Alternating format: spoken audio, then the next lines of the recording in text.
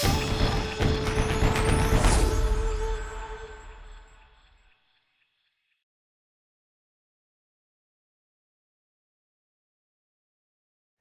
afternoon. My name is Leslie Dock, and welcome to this session on achieving the China dream. I have a few logistical notes I'm supposed to read. Please silence all your cell phones. I'm sorry we don't have a funny video to do that for you.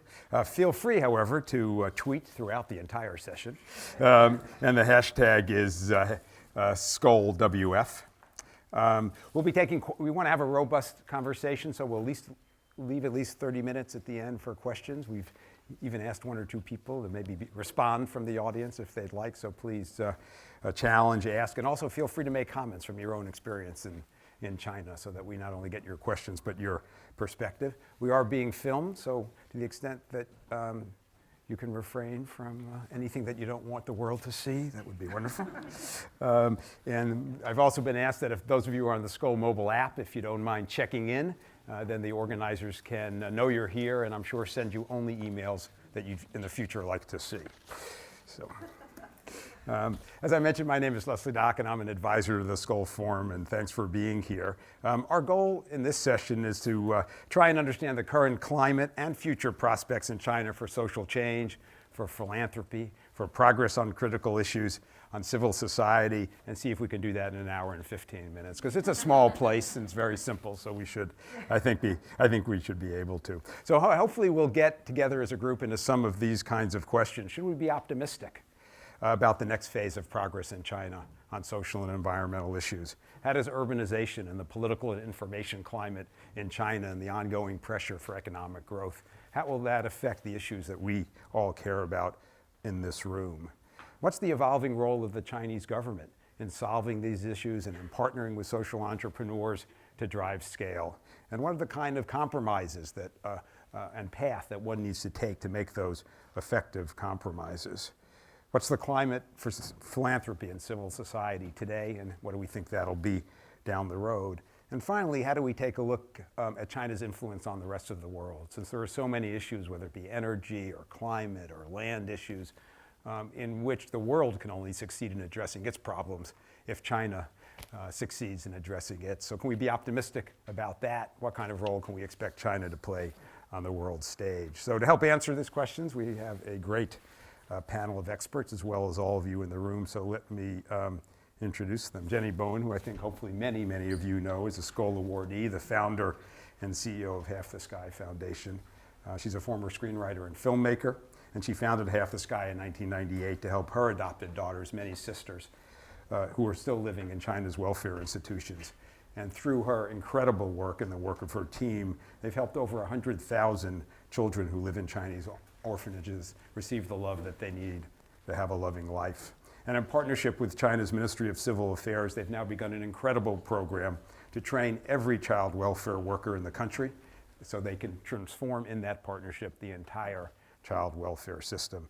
Jenny's the author of, which I hope a book that you have all seen here and are taking home with you, Wish You Happy Forever, What China's Orphans Taught Me About Moving Mountains. And I recommend that everybody take advantage of this, or even better, if you forget it here, buy it at the bookstore.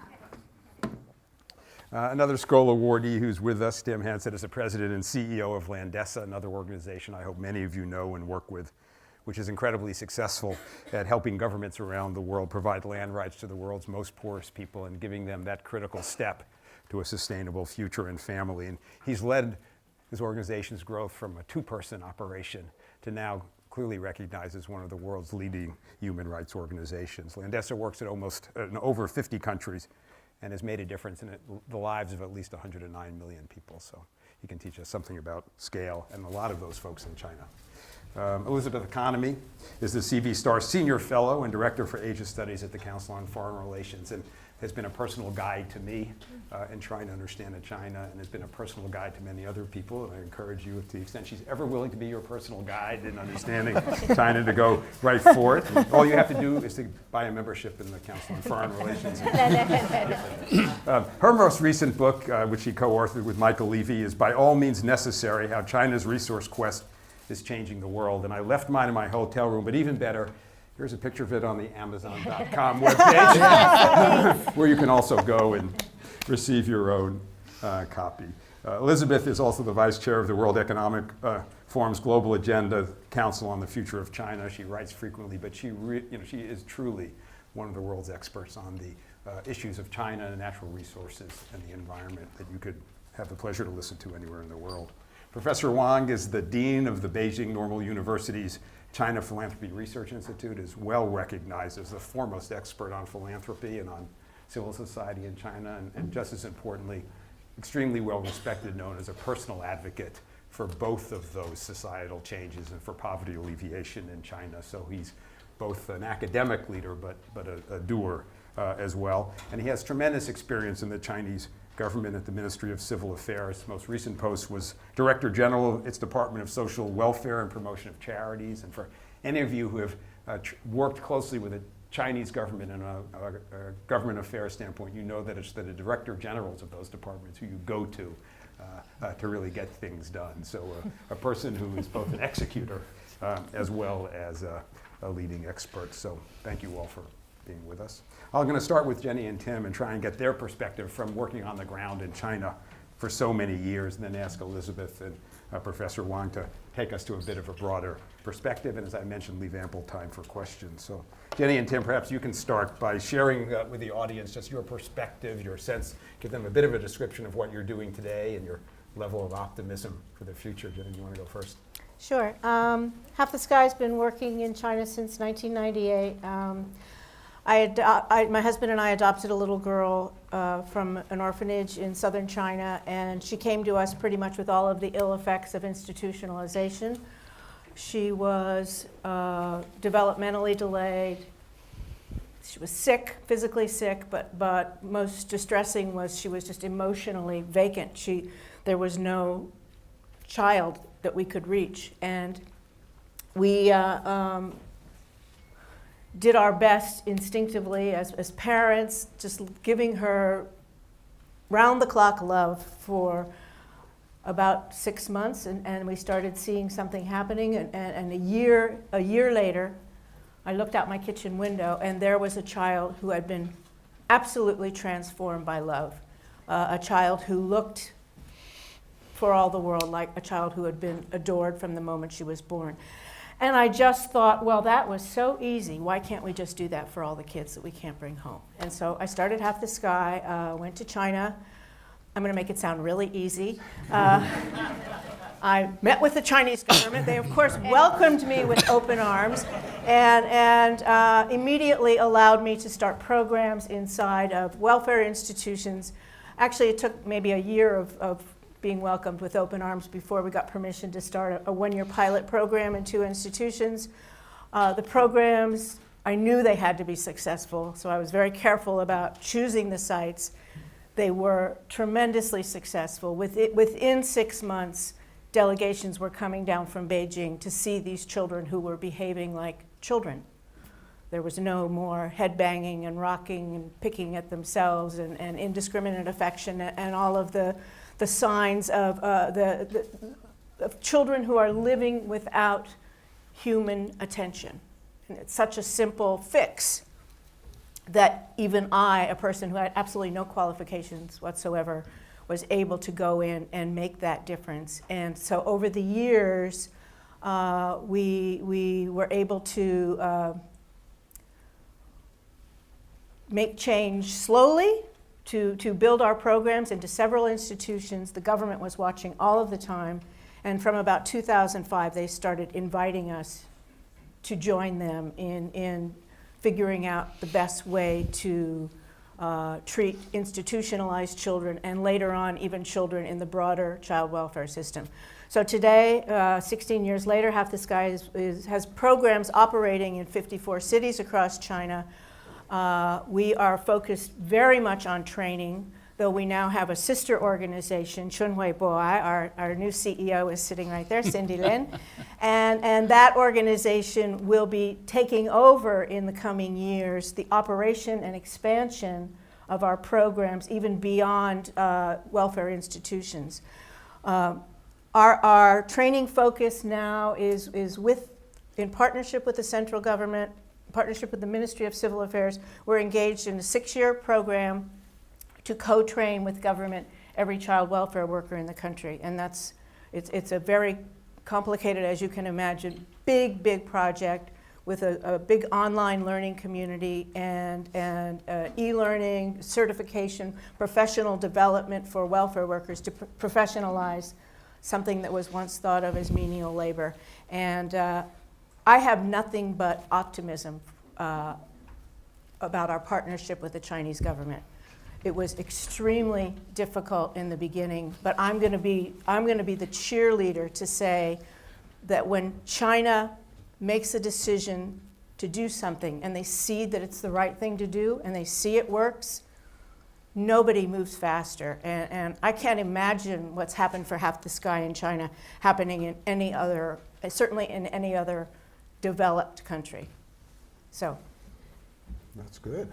Now I'm the good news. Then, same question. Just give us a sense of what Landesa's been working on and your sense of what's next. Yeah, thanks, Leslie. It's great to be here.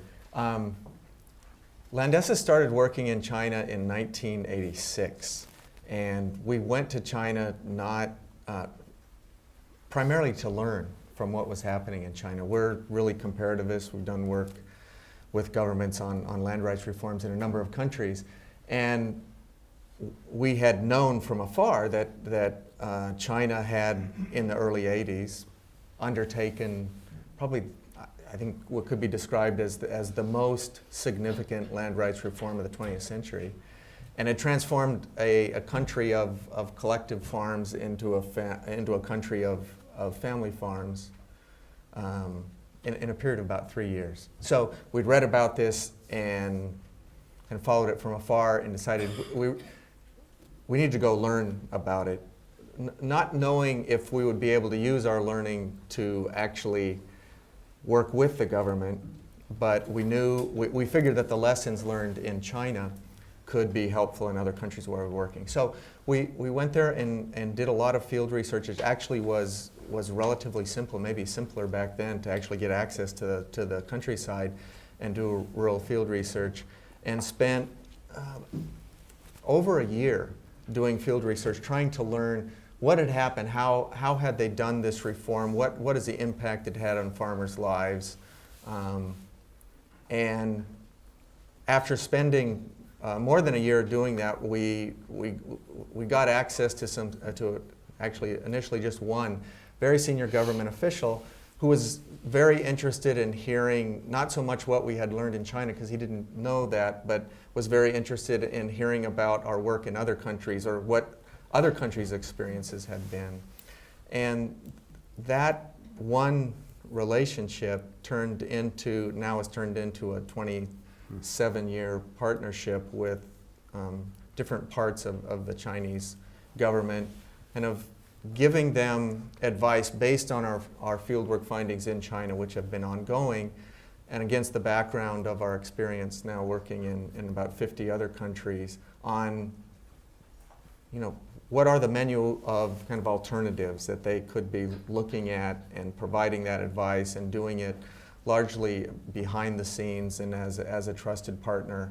And what I tell people is, if for those of us, and I think all of us are interested in addressing poverty in the world, we have the great benefit of, in our lifetime, the most significant poverty alleviation experience in human history has happened over the last 3 decades in China. And so we need to learn from that. And it's not to say that, China has achieved remarkable success in this, and still, of course, has a lot of problems in front of it. So there is this on the one hand, on the other hand issue. But our experience working with the Chinese government has been a positive one. I mean, not without bumps in the road, but largely positive. And we have now a staff of 8 people, all Chinese, in Beijing, and have been working on these sets of policy, legislative, regulatory reforms over the last 30 years. And incrementally, over that time, they've made some significant improvements to the legal and policy framework. There are still problems, which we can talk about later. for both of you, we know that in China is going to undergo incredible urbanization in the next several years. There's, because of that and other reasons, ongoing need to find ways for the economy to continue to perform. There's always questions about the political and information context of that country. So what does that mean for the work that you're doing? Do you have to change the way you work? What kind of pressures is that going to put on how you work and the results? From my very limited perspective, working in child welfare, the biggest change is not. It's sort of an internal adjustment because the actual populations inside welfare institutions has changed dramatically, both with the floating population, with migrant populations leaving children wherever they've gone to work, and also a huge increase in the number of children born with birth defects because of pollution, because of the environment, and horribly rising medical costs, so that poor families can't afford to care for the children, and so children are often given up in order to get them help. So I would say that those kinds of the changes that where China has benefited have also negatively impacted the welfare system. But on the other hand, some of the changes, like the improving economy, has caused a lower rate of child abandonment, and I would say for us it's been more an adjustment in the nature of our work rather than in the quantity of our work. Tim, any thoughts on the future? Yeah, well, one of the problems that China faces is a problem of income inequality. So it's fairly ironic that a communist country, and one whose revolution was based on rights of the peasants, now has one of the largest, if not the largest, rural-urban income divide in the entire world. So income-wise, it's almost 4-to-1 now between rural and urban. I mean, generally speaking, you could address that from a policy perspective in two possible ways. One is, well, take more rural people and put them in urban areas, or you could focus on actually trying to help more rural development approach. And of course, I think China is going too far on the first side. They're forcing a process which is happening naturally anyway and would happen naturally. But that push for urbanization, which is going to lead to other problems as well, also has become a cover and a guise for a land grab, because there's lots of land hunger for that rural land. And that's not the reason I think they're pushing for urbanization, but it's leading to lots of problems. I mean, farmers are being forced off their land, doing it with very little process, very little due process, largely. I mean, we've done research on this across the country. The compensation levels are horrendously low. So it's creating social unrest, which is getting the attention, I think, of the party state. Well, there's so much to come back to, but let's go over to Elizabeth and Professor Wang. So Elizabeth, same kind of just opportunity for you to give us our general perspective. So what's your sense on the issues that you spent so much time worrying about and making a difference on? How's it going? And where's it going? Thanks. So I have been very fortunate to work on the issue of China and the environment for pretty much my entire 20-year career. And I've been fortunate not because the environmental situation in China is so dismal, which it is, but fortunate because really environmental activism, environmental NGOs, the environment itself has really been at the forefront of civil society development in China, which has made it a really positive and vibrant area to sort of study and to engage. Just to give you a little bit of a sense of the evolution of China's environmental movement, the first formal Chinese environmental NGO was established in 1994 by a pretty prominent historian, Yang Songjie, and he established Friends of Nature, which devoted itself to pretty politically safe areas of biodiversity, protection, and environmental education. And if you fast forward to today, there are now a few thousand environmental NGOs in China, and they cover the full range of issues, everything from protesting large-scale dams to working on things like setting vehicle emission standards to launching lawsuits against polluting enterprises. Much of the environmental movement is centered in Beijing, but there are environmental organizations everywhere throughout the country, and a lot of the stronger environmental organizations help the weaker ones and help to train them and provide sort of capacity building. It's also a group of NGOs that's very closely tied to the international community. So virtually every major international environmental NGO has a presence in China. When you're talking about World Wildlife Fund or NRDC or Environmental Defense Fund, Greenpeace, Beijing has a huge presence, actually. They operate a little bit differently in China than they do in other places. But there are a lot of connections between the international environmental community and the Chinese domestic environmental community. And they play a critical role, the international environmental NGOs, in helping with capacity, in helping with financing, really. What's interesting is that many environmental activists in China, some of the heads of these NGOs, are not technically environmentalists. They're not trained in environmental science. A lot of them are journalists, come out of the social sciences. They're very good at drawing attention to environmental issues, but they lack a lot of technical capacity that would help them propose solutions. And so they're forced to either outsource, get volunteers from the Chinese scientific community to help them, or they get a lot of their help, again, from the international community. And raising money for the NGO sector is also quite challenging because philanthropy is just developing in China, and sometimes some of the wealthier Chinese are worried about giving money to environmental NGOs because they're worried about political problems that might come out from working with these environmental NGOs. So here too, there's been a lot of reliance on external sources of funding for the environmental community in China. A lot of, even the US State Department helps provide programs. George Soros, a lot of different organizations globally and countries help provide financial support.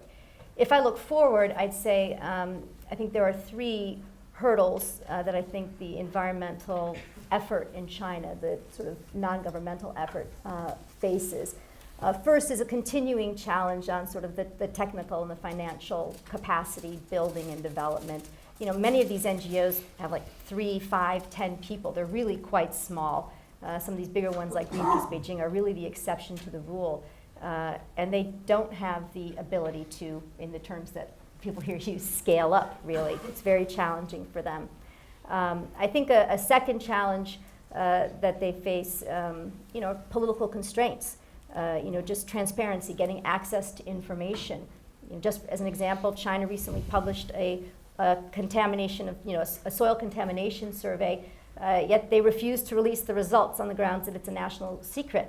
It's very difficult for environmental activists to do work in the field if the government won't release the data. But I will point out something positive, which is that Guangdong province turned around and did its own released its own soil contamination survey and shared the results, which was really quite remarkable. And I will say there was quite a difference. Beijing said 10% of the soil is contaminated in the country. Guangdong said, basically 50% of our province is contaminated the soil by heavy metals. And quite a serious issue with all sorts of ramifications for health and birth defects moving forward, et cetera. So I think there are a number of challenges. I think there's also a sort of an interesting divide between the formal NGO community in China and public activism, right? Activism by just the general Chinese citizenry. And the issues that are tackled by the NGOs tend to be a little bit different from the ones that engage the broader citizenry. So you can read about all of the massive protests that take place around the environment, and the environment is either the first or the second largest source of social unrest in China. It's either land expropriation or it's the environment. They go back and forth. I think we're winning now. I think we're the largest source, the environment. That means we're winning. Yeah, well, I suppose that's true. I suppose that's true. But as an attention getter, we're winning. But right. So people are concerned about the siting of an incinerator or a PX factory 3 or 4 miles from where they're living. And you get these 10,000 people protesting this in some of Chinese cities, but that's not something that engages the NGOs, right? They don't tie into this kind of activism. And so I think a better linkage, both the NGOs could help with the sort of organization for the people, and the people could help by bringing greater public support to the activities of the NGOs. But there is a missing linkage there. And the last point I'll make, and I will call myself a near-term pessimist and a long-term optimist when it comes to the environment, is that it is still a challenging space to occupy for many environmental activists. Environmental activists can be arrested in China. One of the winners of the Goldman Environmental Prize was unable to go accept the prize because he was under house arrest. He was a dam activist. They just released another environmental activist after 5 years in jail. Some of these tend to cross boundaries. There's concern that the environment could become a force for broader political change. There are lots of issues attached here, but it's still a tricky space. And so I think that's another hurdle that they have to overcome. Great, thank you. Professor Wang, if you can give us your sense of, and Elizabeth gave a great introduction to a sense of where civil society and philanthropy is in China and where you think it's going. I think the professor has a few slides. PPT or just, no problem. I just intro about this is a Skoll Foundation, give me a lot of idea, give my friends a lot of idea about social innovation. This is also our institute and our friends program. Actually, the rewrite the history about China last 30 years. What about we refined the China? Actually, China's social innovation mechanism for solving the problem of the poverty. Actually, development-oriented poverty alleviation, we call it a trinity pattern of poverty alleviation. You can find by financial support, you can find a social poverty alleviation mechanism, or organization participate in poverty action.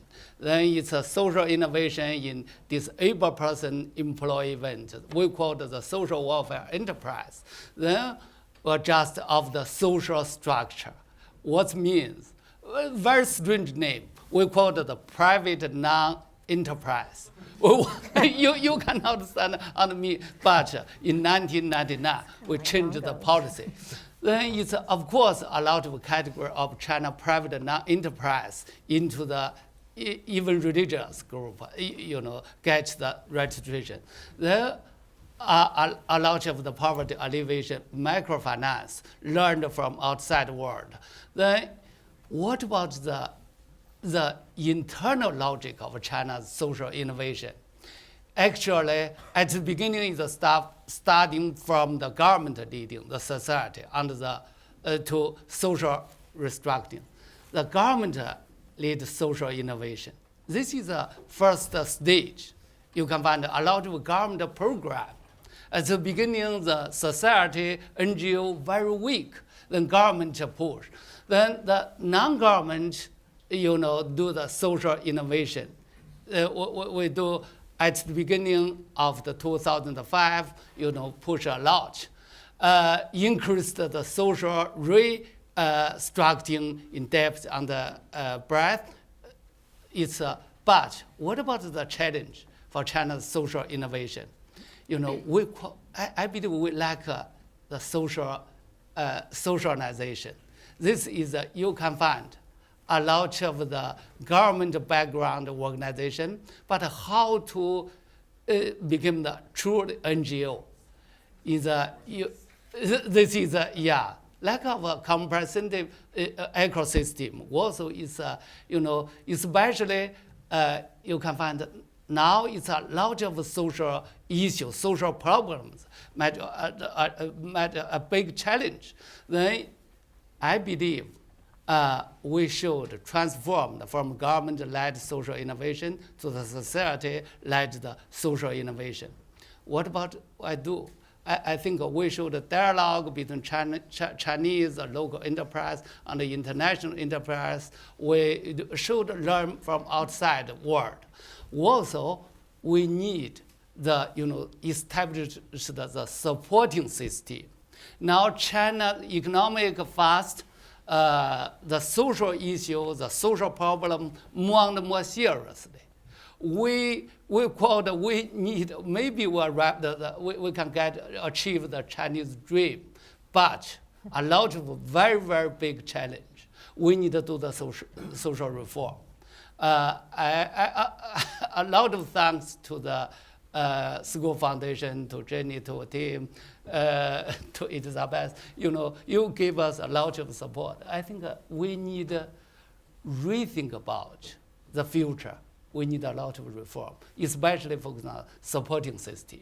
Yeah, this is my broadly. Professor, what's your sense of what has to happen either at the government or elsewhere in China to enable these changes? What will cause this positive vision of yours to actually happen? Yeah, is from my experience, it's I think in China, Chinese change. I worked in the government more than 20 years. According to my experience, a very different logic, because of different culture. When after June 4th, I was in charge of a rural election. In that time, a lot of people said, after June 4th, how can do with democracy? I said, don't speak democracy. We just say rural election. We create a name, the concept. The concept is very strange. So far, maybe in this room, maybe I don't know who is understand what's the means of the C voting. C voting. It's C voting means no candidate. It's no candidate. That is a revolution. But we use C voting. Very strange. But we arrived, we changed. Then, I changed a lot of social policy. I think it's a social policy, I persuade the government, persuade the society. Even, I find Jenny's case. Jenny's case, I told very openly to the media, I said, which NGO is the biggest NGO in China? A lot of people said, maybe Red Cross, maybe others. I said, no. In China now, so far, serious. The biggest NGO is Jenny's NGO in China. Her NGO named Half the Sky. There are 1,700 staffs. This is in China now only. Yeah, this is the only one NGO. Then a lot of Chinese people and the officials nervous. Biggest NGO is the American NGO in China. I said, don't worry. This is Care Children. They relax. I think it's a lot of the curriculum. I think in China, if we want to improve to China, what about very efficient? What can make Chinese people understand?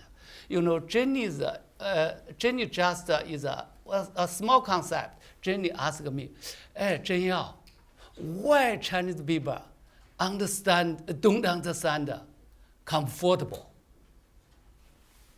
In Western culture, very well. But Jenny asked me, we think about, yes, we don't know. Actually, we don't know. Even in the life, in the daily life, we don't know comfortable. Then we can change, we can think about, I think this is in China. We can do a lot of things, but the culture very different. We must try to find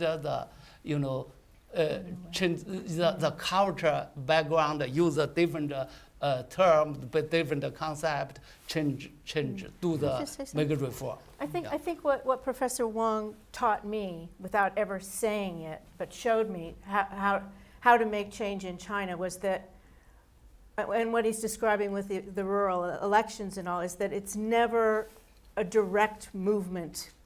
You never go to the government and say, let's do things differently. And I have a really great idea. It doesn't work that well anywhere, I don't It think. doesn't work that well anywhere, but particularly not in China. It can be thought of as some sort of threat. So what he taught me was to find ways around, and if you read the book, you'll sort of read about how that was done practically speaking, but to find ways to do things, to make things happen that are so obviously positive that by the time people recognize that they're happening, why in the world wouldn't they support it and continue it? And in our case, be really proud of it.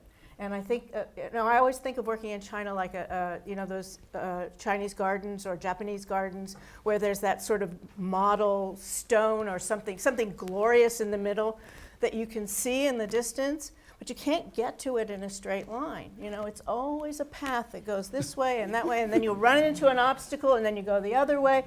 Eventually, if you keep your eye on it, you can find your way there, and that, to me, that's what working in China is. So, and this man taught me a lot about that. And you'll teach the rest of us. Let me just can't go through this conversation without talking about climate change and energy and China's place in the world on that. And we've talked, it may be one of the harder issues even compared to the ones 30 years that Tim has spent there. But can you comment a little bit on, that's clearly an issue where the world can't progress unless China progresses. Right. And it's not clear what role they'll play in the world. They face huge issues on use of coal, on growth. So what's your Right. thoughts on that one? I think it's a complicated question with a somewhat complicated answer, because I think there has been a pretty significant uptick in terms of the Chinese understanding of the importance of climate change. It's not an issue that the environmental NGO sector really grabbed onto until quite recently, frankly. It really was 99% driven by the Chinese government. I think Chinese NGOs tended to focus on domestic environmental problems more. But as the impacts of climate change are being felt more directly, I think you're beginning to see a little more attention, serious attention being paid, not simply rhetorical attention paid. But the reason it's a complicated answer is because, on the one hand, for example, yes, China is the largest consumer of coal in the world. They consume as much coal as the rest of the world combined, right? It's significant, and they are the largest emitter of CO2. And per capita now, they're tied with the EU. I mean, these kinds of things have happened much more quickly than people anticipated. On the other hand, they're talking about putting caps on coal, for many of the provinces. This is an absolute cap. This is an important shift from just 2 years ago, where all they were talking about was reducing energy intensity, which doesn't really get China or the world where it needs to be in terms of addressing climate change. On the other hand, they talk about the fact that they expect coal consumption to continue to grow 2 to 3%, for the next 5 years. So the reason I say it's complicated is because there are so many different policies that come out, so many different strands of Chinese argumentation. Different ministries have different agendas that they're pushing, that it really takes time for the different strands to come together to understand who's going to emerge victorious in all of this. And so I think it remains somewhat unclear. They're experimenting with carbon exchanges. They've got lots of different things going on. The question again is, what's going to be the impact in a country of 1.35 coming to 1.4 billion people isn't going to be enough. They're the largest investor in renewables, in the world now. But you look at their overall energy mix, and renewables, aside from hydro, don't even rate. Fossil fuels 94% in the overall energy mix. So again, it's a complicated answer. I think overall moving in the right direction, but it's going to take some time to effect a shift that's going to have the kind of impact that the world needs to see. Sure, we'll have follow-up questions. Let me ask one or two questions for the group as a whole, and then we'll turn to the audience. I think a lot of organizations represented here are wondering to solve, that should they go to China? How can they solve their problem around the world? How can they scale and ignore the population in China? So what's your all's advice for your peers who are thinking of opening that first China office? Well, I would say if you have a solution that is not, for a problem that is not being met in China, either by Chinese or by an established NGO, you have a real solution for a real problem, then I think it's fine to go to China, and it's possible to succeed. I think if you're going there to be yet another NGO that wants to help out, or if the issue you want to address is not going to particularly be seen as a benefit to the Chinese people, then I think you should save your energy and your money. Tim? Well, it's hard to ignore China. I mean, right? I mean, even with all of its success, still China has more people living under the international poverty line than any other country in the world except for India. So lots of success, but there's still lots of problems. The environmental problems we've been talking about, the social inequality and exclusion problems, and particularly as urbanization is pushed forward further, seem like are likely to increase. But based on our experience, I would even go a little bit further than Jenny and say, if you're going to China because you think you have a solution, you probably shouldn't go. You should probably go to China and learn first, because China's different. I mean, every place is different, but China's really different. So I think if you go, one has to go there with the right mindset, is what I would say. But if you're going with the right mindset and learning and also understanding, some of the things that Jenny said about, particularly if you're trying to impact public policy about how to go about it, you have to pay a lot of attention to how to go about it. The methods are really important. And the relationships. And the relationships. Critical, yes. Yeah. Are important, yeah. So hopefully that person who's been helping you for 27 years stays on their job. Well, we can talk about him later. Professor Wang, do you think if these NGOs move to China, will they be able to raise money from rich Chinese businessmen to support these efforts, and women? Yeah. Now my institute push the Chinese big philanthropy to do more donation. Now they just assigned some program donation to American NGO. Do the program now. The first in last month, the Skoll Foundation just signed with Paulson Institute in Beijing, support Paulson Institute do environmental program in China.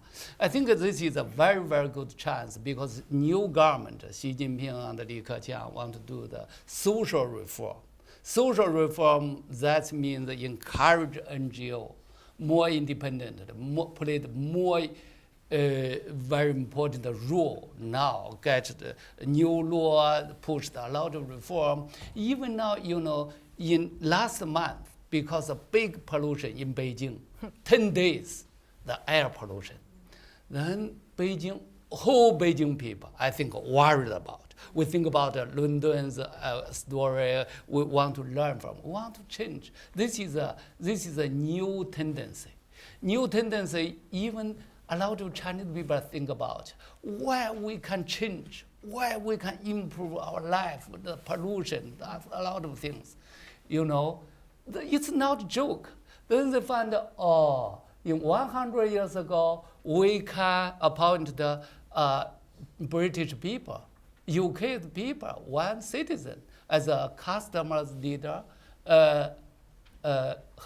customs leader, more than 40 years as a Chinese government leader. Then we find another funny thing is about American ambassador in Beijing, in China. Now when he terms over, then Qing dynasty appointed him as a Chinese ambassador in Washington D.C. I think this is a lot of we talk about it. That means the Chinese people want to rethink about, change our idea, more open. I think this is a right time. Right time. The NGO such as the Chinese NGO, Half the Sky can do a lot of big things. This is a right time. Yeah. Elizabeth, are there some issues that are off the table in this optimism? You had talked about issues where politics can get in the way. It's true in countries all over the world. Are there some issues you think where the time might not be right? Well, I think, anything that pushes a little too hard in the direction of political reform probably is, not the right thing. Certainly not for a U.S. or an international organization to be engaged in, unless they're invited in some way, in a narrow scope to be involved in that. That's not the direction. And Xi Jinping just came out with a major speech talking about the fact that there's not going to be democracy in China. We have our own path, and so I think that bears keeping in mind. I do think, though, just to go back to how you engage, I think it's interesting. I think it's a mix between both what Jenny and Tim said in terms of having a solution, right, and being willing to kind of to work around and have relationships. I mean, one of the things about the Paulson Institute, right, is that is former Secretary of the Treasury, Hank Paulson, right? Yes. That's his institute. So, and he has very good ties with the Chinese leadership, But now right? this several days, Paulson very openly criticized Chinese policy in China. Really? Yes, yes. That's shocking because he's No usually problem, no he's getting problem. ready for his new book, I guess. That is shocking because he's been very, very, very supportive of the Chinese government. But I do think if you are in the environmental sphere and you have capacity, if you have technical expertise, you're very much welcome. But be aware again that foreign funding, right? Funding from the Soros Foundation, funding from outside NGOs sometimes comes under scrutiny, right? There are periods of time in China when the Chinese government goes organization to organization in China, NGO to NGO, and says, where are you getting your money? Kind of like the IRS did. And well, not exactly. So I think there are some specific challenges, I think, to doing business in China. You do have to be careful. Let me, before we turn it over to the crowd, just see if there's any other thoughts, comments, disagreements, myths you want to explode before we turn to the group. Good. Let me see if there are questions or comments. We asked Jesse, we asked if you might share some thoughts. And wait for the microphone if people can, so the web can capture it. Yeah, thank you. My name is Jesse Wang. Currently work for Beijing Daliu Foundation. I would share some of my views. I think that China is changing. It has changed during the last 30 years and continue to change. I think partially the reason for change is their own demand and desire. The other reason is the outside influence. So I think that from the domestic demand, I guess that the government thought that the economic growth is the first priority for a long time because they want to get people out of the starvation and poverty to some extent. On the other hand, the way of growth, people have to think. After so many years, there are as Elizabeth mentioned, that is very serious pollution. In the past, starvation is more important than pollution when you're really in a very bad situation. But nowadays, when China reached per capita maybe over $6,000 something, still much lower than the US or other developing countries, but to a certain level. And on the other hand, the pollution becomes so serious. So the pollution comes to, probably a higher priority. And therefore, the central government now removed the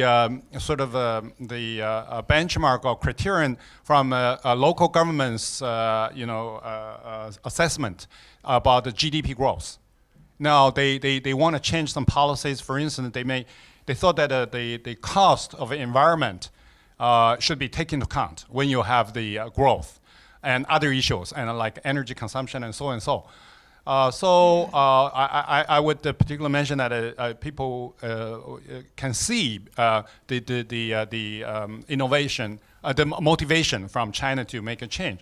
On the other hand, I think that the outside influence is also very important, very significant. I would say that talking about the charity, my personal view is that China has a long history of a charity.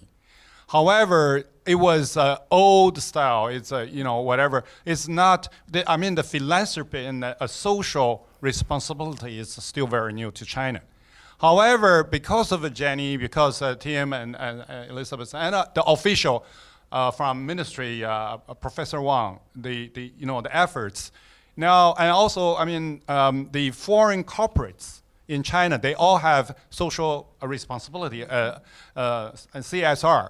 Now the Chinese government adopted, and for Chinese state-owned companies, they also now have to have the CSR report annually. Particularly for those listed companies, they have to include part of this part to their annual report. So, of course, I would say, yes, the NGO is still a very sensitive issue because I would argue, right or wrong, not necessary to be right. It's the reality that the Chinese system is different from Western. You may say it's bad or good, or that's debatable. It's no problem. However, the fact is the different. So in the past, the central government of China think that everything's in its control. Enterprises, yeah, it's a state-owned. Or individual belongs to, any individuals belongs to a organization, or maybe your neighborhood committee or something like that. So that's the style, and it's changing. So the NGO at early stage, what the animal it is. It was, why they do something, it should be the government's responsibility. But nowadays, government realize, particularly when they keep opening policy and economic reform to introduce market economy, they know that the government cannot do too much. They have to let the society and let people to work themselves.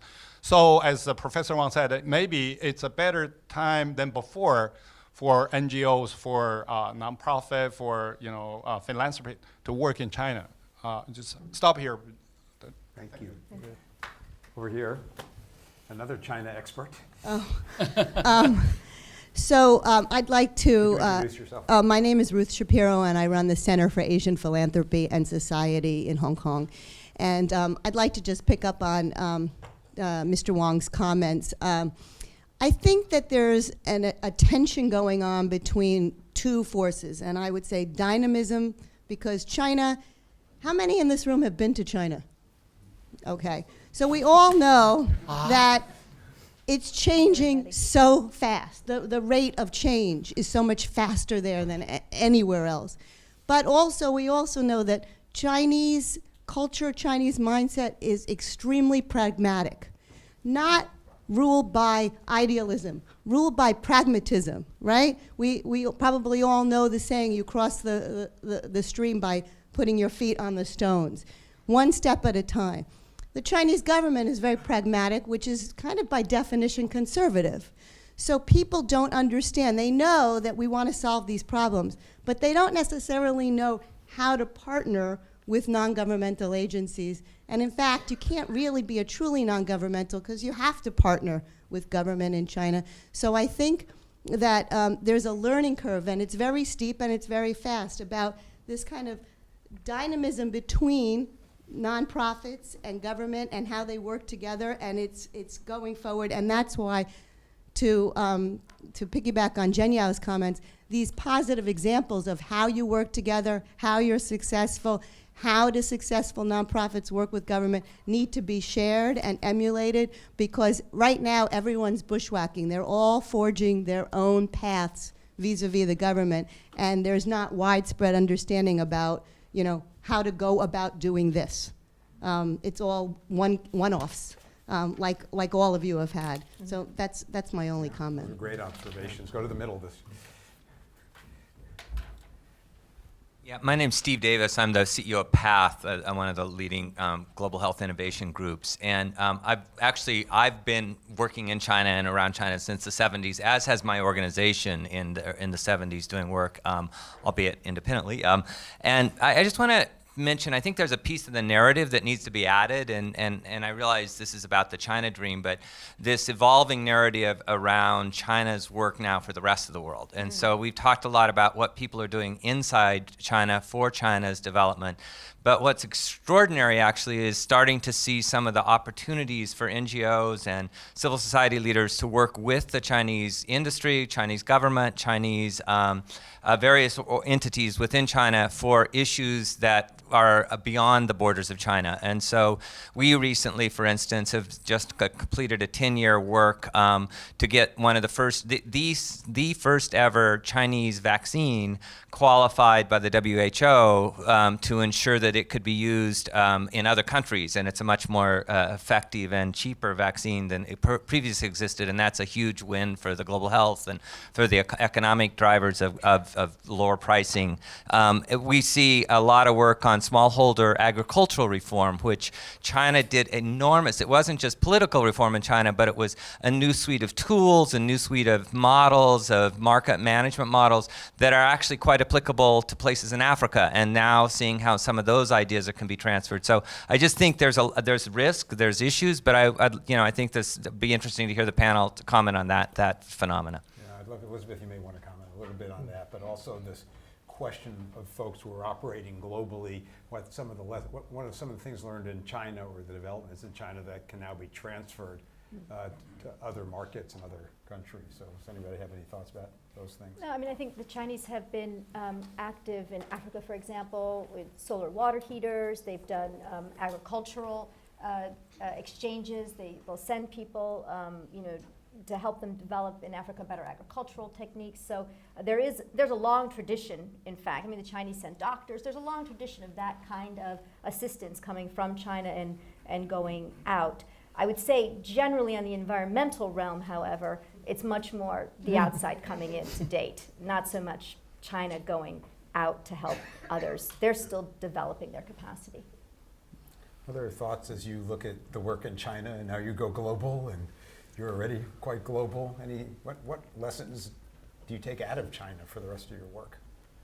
Well, I think Steve's right that that it was a missing part of the narrative, and there's so much that the rest of the world can learn from China, and there's so much that NGOs, social entrepreneurs from other parts of the world can do to help either partner with, as kind of in the models that you were talking about, or I don't think Kenny Geyer's here from Mercy Corps, but he was, I think Mercy Corps is actually working with Chinese investors that are investing in Africa and helping them to be more socially responsible in that work. So there's lots of different opportunities working with China, not necessarily in China. Jenny, do you have any thoughts on that as you move from China to? I'm such a beginner. I don't want to venture a thought. We're just now beginning to explore taking what we've learned in China and being able, it's almost now a comprehensive package. And one thing that I've certainly learned is that children are children. And we're talking about the basic needs for nurturing care for children in order to develop and thrive and grow into loving, healthy human beings. That I've learned, I know that now, it works all over the world, and we're just beginning to explore taking what we've learned into other developing countries. Maybe I'll report back next year. Or The sequel. Other questions or comments? And then we'll go over here next. Thank you. My name is Heng Ying with the 21st Century Business Herald of China. I just want to quickly comment on how exciting this is to really hear the voice from China. At such a global stage as the Skoll World Forum, and also having Skoll invited us as a Chinese media company to really deliver the message, from the outside world back into China. So I guess probably a few years down the road, you probably see a room like this filled with a lot of people, talking about China, and the question wouldn't really be if we should really go into China, the question would be why not? You should be, it's just like elsewhere in the world. There's no difference between China and the world. This is really the world we would like to see, especially I guess from the viewpoint of a younger generation.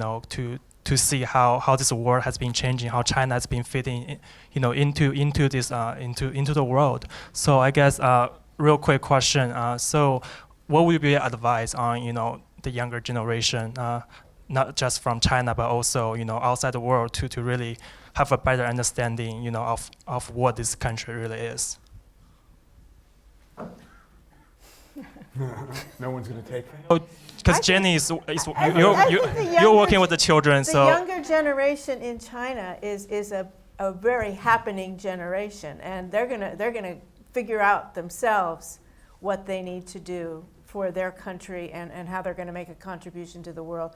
I mean, there's so much going on, and I know it's not always easy, but I think the generation just before yours, when I first came to China, was so focused on making money and sort of making it and achieving just like all the basics for their family and educating their kids.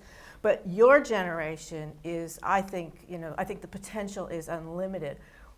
I have no advice. Who knows what you're going to come up with? But can I say one thing? Actually, 21st Century Business Herald is a very good newspaper in China, I will say. And I wouldn't say that about some others. And I think the role of journalism in China, the role of journalists, is enormously important. And I didn't mention that in my remarks about the environment, but it is really a partnership between the Chinese media and the Chinese environmental NGOs that really has spurred this whole movement forward. They've played an incredibly important role in exposés and undercover kind of investigations and environmental things. Been really, really important. Right here in the first row, and then we'll go to Dan next.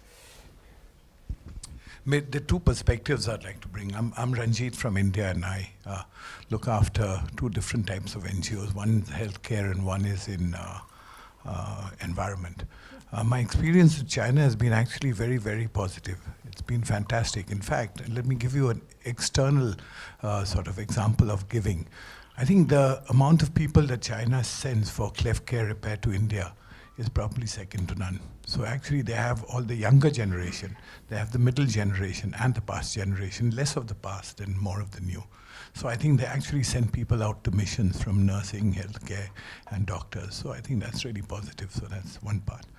I think the other part on environment, while we have this Western idiom of definition of carbon, climate change, and that's really a subject that it's not just a hobby, but it's a passion. I was last week in China actually, and I was in Kunming and the southern part of China.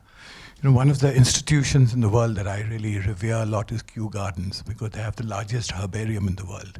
But when you go to Kunming and see what they've done in partnership with Kew Gardens, in the next 2 years, they'll have the largest herbarium in the world. They, in fact, believe in natural capital and its value. They believe in natural asset management.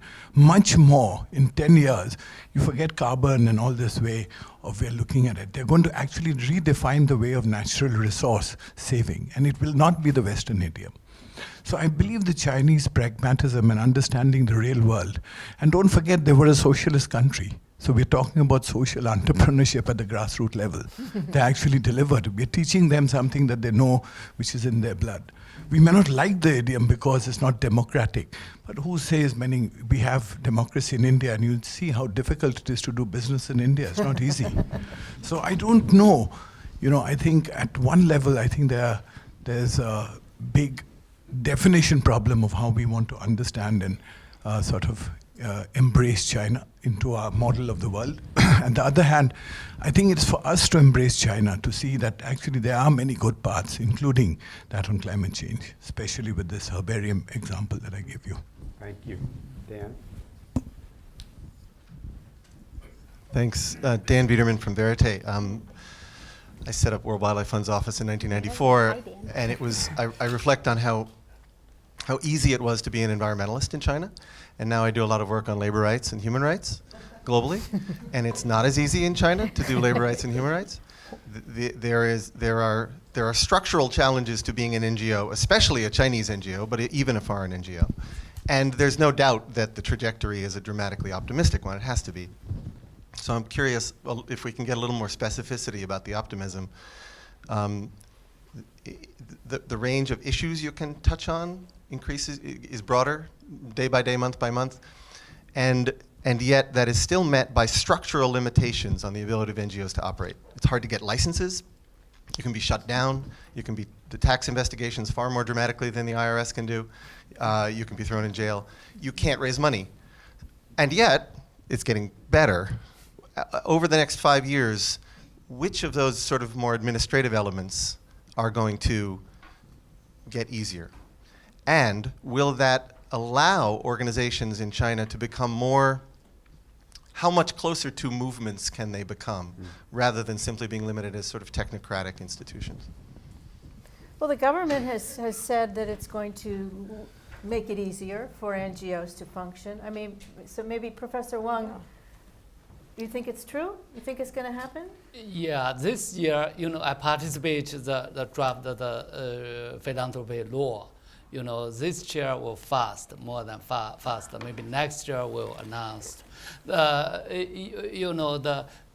Especially in China, if you do a big reform, such as Mr. Deng, he try to develop the market system, but he very open side. We strengthen the socialism. That we do a big social reform.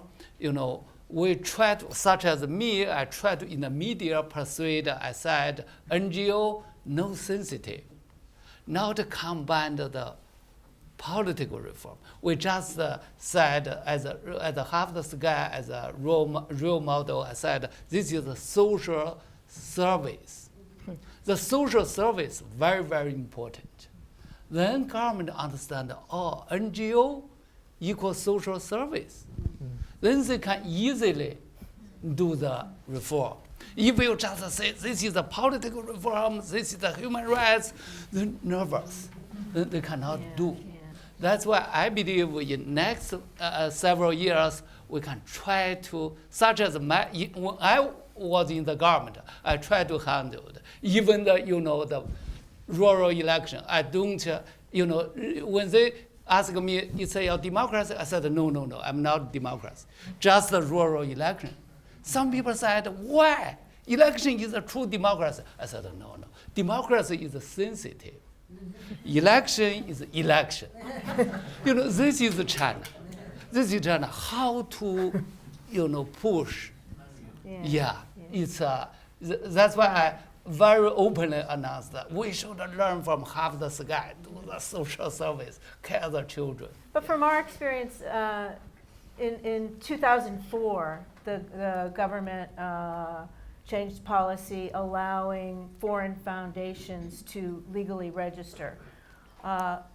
We had been, like all NGOs in China, foreign NGOs in China, we'd been, in the gray zone, with bank accounts in individuals' names. We weren't allowed to have employees, and somehow we managed to function. In 2004, they passed the regulation. We all thought, oh, great, our application was one of the first in the pile. Well, that pile sat there for 4 years before a single NGO was registered, or actually 3.5 years. And Half the Sky was finally registered in 2008, along with just a handful. There were 5 to begin with, and then there were 16, and then there were 16 for many years, and now I think it's up to like 24. So some things change really fast in China, some things change more slowly, and certainly anything that goes through the normal bureaucratic procedures, getting the policy changed is one thing, and then implementing the policy is a whole other thing. So I would say, and not to be pessimistic, because I do think there will be an opening for NGOs. The government has stated publicly it's going to encourage NGOs, including international NGOs. It will happen in time, but I bet it will take time. We have to stop. It's been a great conversation. I want to thank everybody on the panel for their time and preparation and all the work they do when they're not at the Skoll World Forum. And thank all of you for spending the afternoon with us. Thank you.